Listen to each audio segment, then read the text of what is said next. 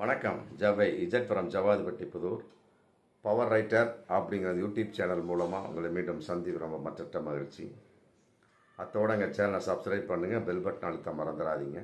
அத்தோட எல்லாத்துக்கும் ஷேர் பண்ணுங்கள். அதாவது நேற்று சட்டசபையில் காரசாரமான வாக்குவாதம். எடப்பாடி ஐயாவுக்கும் ஐயா மு.க. ஸ்டாலின் ஐயாவுக்கும் சரியான வாக்குவாதம்.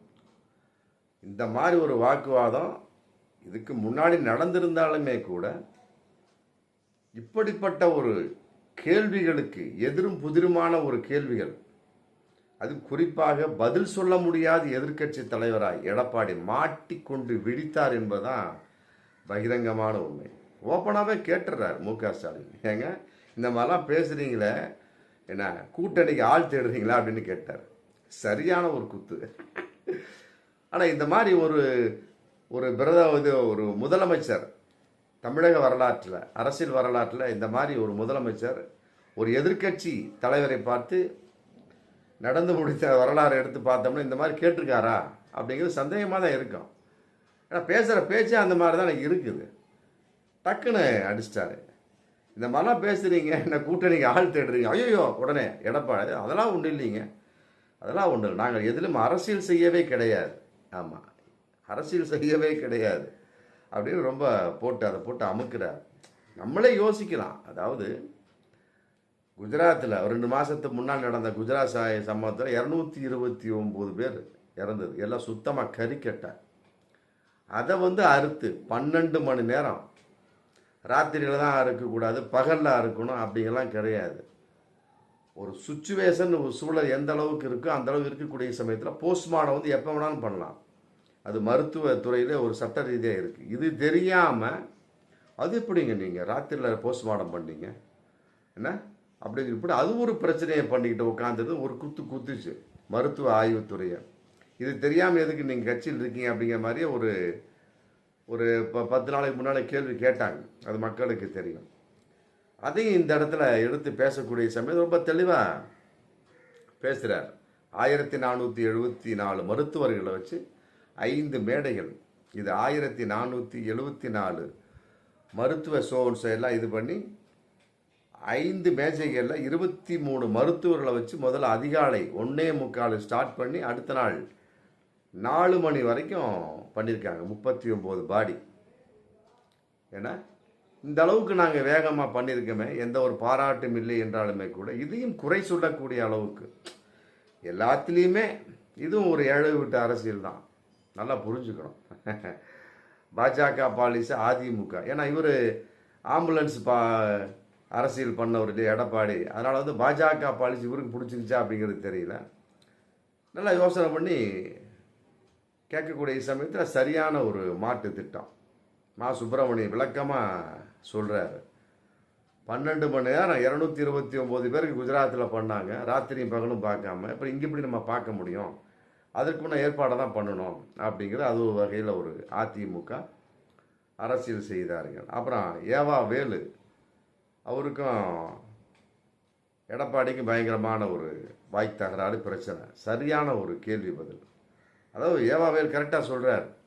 ஏங்க நீங்களாம் வந்தீங்கல்ல, இது 27ஆம் தேதி 25ஆம் நீங்கள் வந்தீங்களா இல்லையா, இப்படி கையை ஆட்டிக்கிட்டு வந்தீங்களா இல்லையா அப்படிங்கிறது என்ன ஆகும்? அதில் ஒரு 5000 பேர் 10,000 பேர் கழிஞ்சிருவான். முடிஞ்சுவா? நம்ம எடப்பாடியை பார்த்தா என்ன அவர் பேச போகிறாரு, அதிமுக ஓட்டு போட்டு பேச போகிற போப்பா, என்னப்பா நான் எடப்பாடி பார்த்துட்டேன் அப்படின்ட்டு அவன் பாட்டு போயிடுவான். இந்த மாதிரி விஜய் செய்தாரா? அதுதான் கேள்வி கேட்குறாரு. நீங்கள் வந்தீங்களா, நீங்கள் கை காட்டினீங்களா இல்லையா 25ஆம் தேதி வர்றதுக்கு, அந்த வேலுச்சாமிபுரத்துக்கு வர்றதுக்கு கை காட்டினீங்களா இல்லையா? அதே மாதிரி விஜய் காட்டினார். அது என்ன டொப்புன்னு ஆஃப் பண்ணி ஆன் பண்ணுறது? அப்போ இதுதான் காரணம். துண்டா தெரியுதா இல்லையா? உடனே எடப்பாடி ஐயா அவர் இருந்துட்டு அதையெல்லாம் நான் பேசவே கிடையாது, அந்த பிரச்சனைக்கு நான் வரவே இல்லை, உயிரிழப்புக்கு காரணம் என்ன, எதனால் ஏற்பட்டது, இதனால தான் ஏற்பட்டது, அதைத்தான் சொல்கிறார் ஏவாவில். நாம் சொல்லிக்கொள்வோம் அதுதான். என்ன உயிரிழப்புக்கு என்ன காரணம், உடனே விளக்கம் சொல்கிறார் ஏவாவில். நான் அதற்குள் செல்லவில்லை, உயிரிழப்புக்கு என்ன காரணம், என்னத்தை அதைத்தான் அவர் சொல்கிறாரு ஏவாவில். திரும்ப உள்ட்டா அடித்து தப்பிக்கிற மாதிரி பேசினாலும் பேச தெரியாத எடப்பாடி. அப்படி தான் உடுமலைப்பேட்டை விவசாயிட்ட மாட்டினார், கல் இறக்க சம்மந்தப்பட்ட வகையில். சுத்தமாக ஃபனால். ஏப்பா இருக்கிற தொடர்பும் போய் இருக்கிறவங்க ஓட்டு போட மாட்டாங்க இப்படி சுத்தமாக அந்த கலந்துரையாடலே விட்டாங்க இவருடைய தேர்தல் பிரச்சாரத்தில். அவரும் ஒதுக்கிட்டார், முடிஞ்சு போய். உடுமலைப்பேட்டில் பயங்கரமான பிரச்சனை இல்லை, கல் இறக்குமதி சம்மந்தப்பட்ட வகையில்.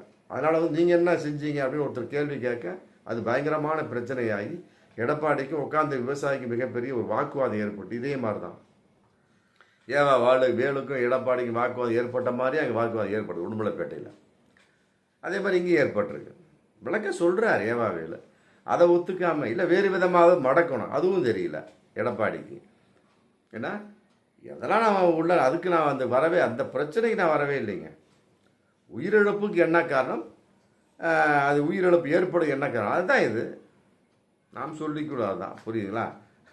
இப்படி திரும்ப திரும்ப பேசிக்கிட்டு போனேன். கையாட்டாமல் இருந்திருந்தான்னு வச்சுங்க, கையாட்டிருந்தான்னு வச்சுங்க, கையாட்டாமல் இருந்தனால தான் அந்த விஷயமே கூட்ட சர்றன்னு வருது, பின்னால் வந்துட்டு இருக்கு. நீங்கள் எப்படி ஆட்டினீங்க எடப்பாடி, அதே மாதிரி நீங்கள் அவரை விஜய் ஆட்டியிருக்க வேண்டியதானே. அதான் உயிரிழப்புக்கு காரணம்னு சொன்னதை ஒரு உள்டா அடித்து பேசுது. அதே மாதிரி தான் கள்ளக்குறிச்சி மேட்ரு மு.க. ஸ்டாலின் முதலமைச்சர் இது கேட்குறாரு, இப்படி சொல்லிகிட்டே வர்றார் எடப்பாடி. ஆமாம், அது இப்படி நீங்கள் கரூர் மேட்ருக்கு உடனே போட்டீங்க, கள்ளக்குறிச்சிக்கு ஏன் போகல? உடனே இவர் பார்த்தாரு மு.க. ஸ்டாலின், நீங்கள் தூத்துக்குடிக்கு போகலன்னு கேட்டார். முடிஞ்சு போச்சா? எதுக்கு நீ பேசணும்? இல்லை, நிறைய விஷயத்தில் பார்த்தா எடப்பாடியை பொறுத்தவரை பேச தெரியல, சும்மா என்னமா பேசுகிறாரு, அவ்வளோதான். அந்த விளக்கமாக திமுக காரங்க மாதிரிலாம் பேச தெரியல. அப்படி ஒரு மிகப்பெரிய ஒரு ஸ்பீக்கர் அப்படின்னா ஆமாம், நம்ம திண்டுக்கல் சீனிவாசனான்னு சொல்ல முடியாது, இருக்கிறதுக்கு எடுத்து போட்டு வந்தார். செல்லூர் ராஜ் சொல்லலாம், மற்றபடி இவர் இருக்கிறார். ஆமாம், நம்ம ஜெயக்குமார் அருமையாக பேசுவார், அவர்லாம் இருக்கிறார். அவர்லாம் எங்கே போனார்னே தெரியல. ஆமாம், இந்த பாஜக கூட்டணி சேர்ந்தவுடனே அவர் விலகிட்டார், அதான் உண்மை. இன்னும் சொல்லப்போனால் அதிமுகவில் இருந்து கொண்டு இருக்கிறாராங்கிற சந்தேகம் இருக்குது ஜெயக்குமாரை பொறுத்த வரைக்கும். ஏன்னா அந்த மாதிரி கூடிய சமயத்தில் அவர் நல்லா பேசுவார். எடப்பாடியை பொறுத்த வரைக்கும் பேசுகிறார், டக்குன்னு அடித்தார். ஆமாம், ஏன் அந்த கூட்டத்துக்கு அப்புறம் திடீர்னு கேட்குறாரு, அந்த கரூரில் ஏன் அங்கே இது பண்ணீங்க, அனுமதி கொடுக்காமல் இருந்திருக்கலாமா? அது அப்புறம் கேட்டுட்டு அப்புறம் திருப்பியும் எடப்பாடி கேட்குறாரு. அது என்னங்க, ஒவ்வொரு கூட்டத்துக்கு போகிற சமயத்தில் கரூரில் மட்டும் அனுமதி கேட்க வேண்டியதாக இருக்குது. அப்போ அது சொல்கிற விளக்கம் 24/3/2025 அனைத்து எதிர்கட்சி அனைத்து அரசியல் கட்சிகளும் ஒரு தீர்மானமே போட்டாச்சு. அப்படிங்கிற ஒரு சமயத்தில் அந்த கரூரை பொறுத்த வரைக்கும் அவ்வளோதான், இட வசதி குறைவு. அதனால் வந்து அனுமதி வாங்காமல் எந்த இதுவும் போட முடியாது. அதாவது வந்து அனுமதி அளிக்காத சில இதுங்களுக்கு நம்ம அனுமதி வாங்கி தான் பண்ணணும். நீங்கள் வேலுச்சாமி கூட குறிப்பிட்டு கேட்குறீங்க, அங்கே அனுமதி கிடையாது. அப்போ வேணும்னா அனுமதி வாங்கி தான் பண்ணணும் அப்படின்னு சொல்லிட்டு விளக்கம் சொல்கிறார். நல்லா யோசிக்கணும். அதாவது ஒரு பேசக்கூடிய சமயத்தில் எதிரி பேசாத அளவுக்கு நம்ம கேள்வி கேட்கணும். கள்ளக்குறிச்சிக்கு நீ ஏன் வரல அப்படின்னா இவர் கேட்டால், நீ ஏன் தூத்துக்குடிக்கு வரல? முடிஞ்சு போச்சா? நீ ஏன் கையாட்டிட்டு வந்த, அவர் ஏன் கையாட்டிட்டு வரல? அதனால் வந்து எடப்பாடியை பொறுத்த வரைக்கும் என்ன, பேச தெரியவில்லை, ஒரே வார்த்தை. நல்ல சரியான ஒரு பதிலை கொடுத்தாங்க மு.க. ஸ்டாலின். திமுக வந்து காரசாரமான வாக்குவாதம். ஆமாம், எதிர்கட்சின்னு தான் பேரை ஒளி எடப்பாடியை பொறுத்த வரைக்கும் வாய் மூடி மௌனியாக. அப்புறம் வெளியே வந்து ஆமாம் சும்மாவாவது வெளியில் அதுக்குள்ளே சபாநாயகர் அப்பா வந்து எல்லாம் குண்டு கட்டா தூக்குங்கப்பா அப்படின்றவுடனே இவங்களாம் வெளியே போயிடுறாங்க. அப்புறம் வெளியே வந்து பேட்டி கொடுக்குறாரு. அது என்றைக்கு நார்மல் உள்ள பேட்டி தான். நாங்கள் அதை கேட்டோம், அவர்கள் செய்யவில்லை, அதனால் நாங்கள் வெளிநடப்பு செய்தோம், அதெல்லாம் கிடையாது. அதெல்லாம் மட்ட ரகமான பொய். கேட்ட கேள்விகளுக்கு திமுக சரியான பதில் கொடுத்தது. ஆமாம், எடப்பாடியால் தான் பதில் சொல்ல முடியவில்லை. பார்ப்போம் மீண்டும் அடுத்த வீடியோ. நன்றி.